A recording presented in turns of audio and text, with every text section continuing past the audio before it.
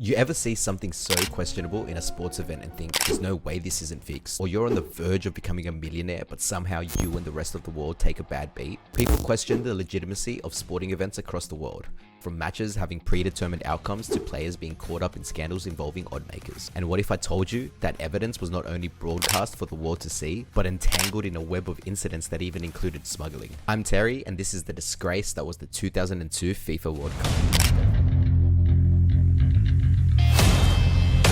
Don't forget to like and subscribe so I can keep hustling and bringing this content to you.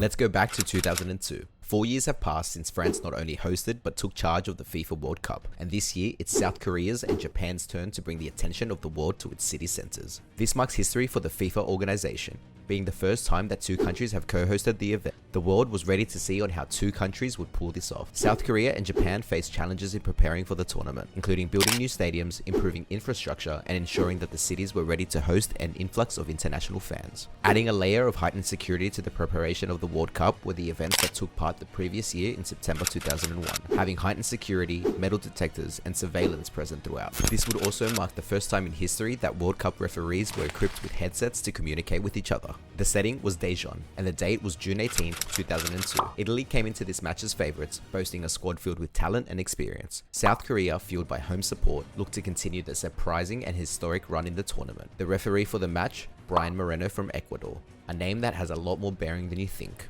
The match begins and the game starts at a high pace, with the crowd instantly seeing this game was going to be a physical one. 5th minute, Italy scores. Christian Vieri scores from a header, capitalizing on a corner kick. This early goal puts Italy in a commanding position, and everyone thought that what they expected to happen was about to play out. 18th minute, disallowed Italian goal. Italy finds the back of the net again, but the assistant referee flags for offside, negating the goal.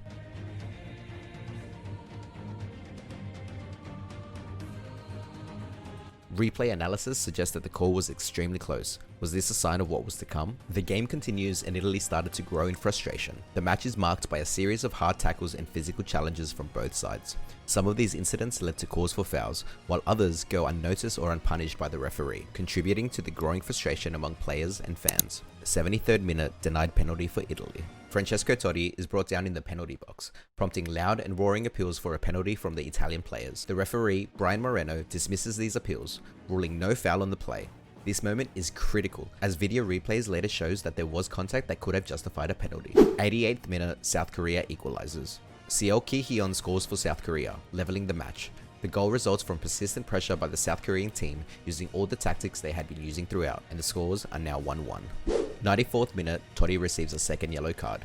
In one of the match's most contentious moments, Francesco Totti is shown a second yellow card for allegedly diving in the penalty area, leading to his expulsion from the match. Now, when you look at the replay, there's one thing you can see, and that's contact. Italy was now down one of their superstars. Golden goal disallowed for Italy. Italy scores during the extra time. Italy had won with the golden goal rule. However, the joy is short-lived as the referee disallows the goal for offside. This decision, like the earlier disallowed goal, is met with controversy, because when you look at the replay, you can clearly see the call is marginal. 117th minute, South Korea's winning goal. Ah Jung-hwan heads in a decisive goal, exploiting a moment of lapse in the Italian defense. This goal stands, propelling South Korea into the quarterfinals and marking a historic yet controversial win for the South Korean host country. Quarterfinals, South Korea vs Spain.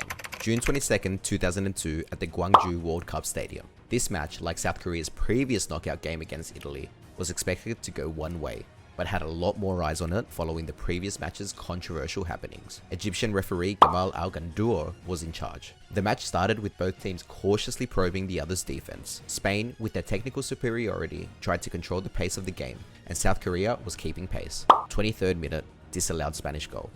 Spain thought they had taken the lead with Fernando Morientes headed the ball into the net. However, the assistant referee raised his flag for offside, a decision that replays later showed to be incorrect as the ball came to Morientes from a South Korean player. The game was marked by a number of contentious refereeing decisions, with fouls and yellow cards disrupting the flow of the match. Both teams expressed frustration at various calls and non-calls. Controversial offside calls. Spain had several attacks called back for offside, some of which were borderline decisions, adding to the Spanish team's growing frustration. Second half. This half saw an increase in intensity, with both teams creating scoring opportunities but unable to break the deadlock due to solid defensive play and questionable finishing.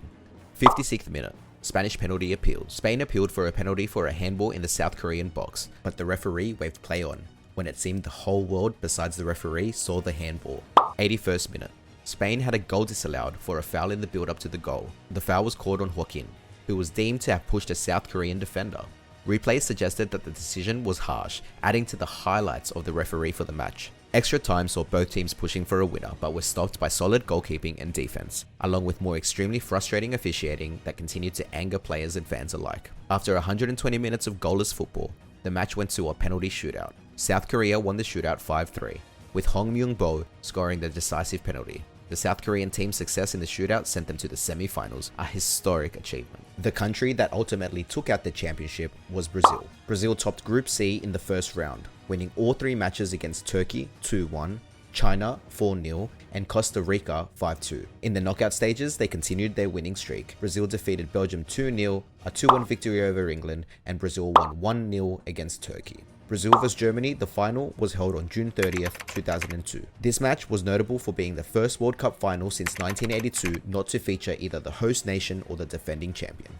The biggest players in the 2002 World Cup were the referees, both Brian Moreno and Gamal Al-Ghandour, both respectively having claims to the decisions affecting the outcomes the most. However, behind the yellow cards and whistles lie a web of deeper allegations and even convictions.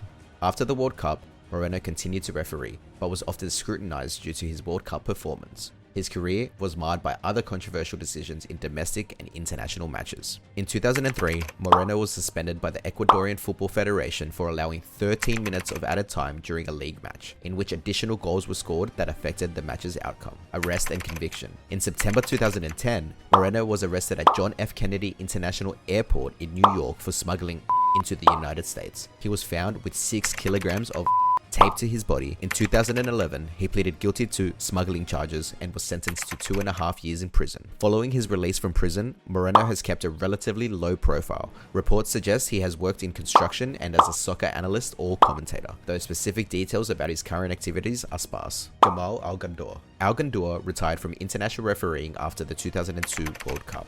His retirement came amid the controversy and criticism following the tournament, although specific reasons for his retirement were not publicly detailed by Al-Ghandour himself. Often overlooked is the role the 2002 World Cup played in accelerating discussions within FIFA about the use of technology to assist referees, leading to the eventual implementation of goal line technology and the video assistant referee system. Following the tournament, FIFA initiated a comprehensive review of its referee selection process, aiming to increase transparency and the overall quality of officiating in future competitions. The 2002 World Cup opened up a world of controversy not only for the FIFA organization but the world of sports, and the web of controversies lies deeper than many of us will ever know.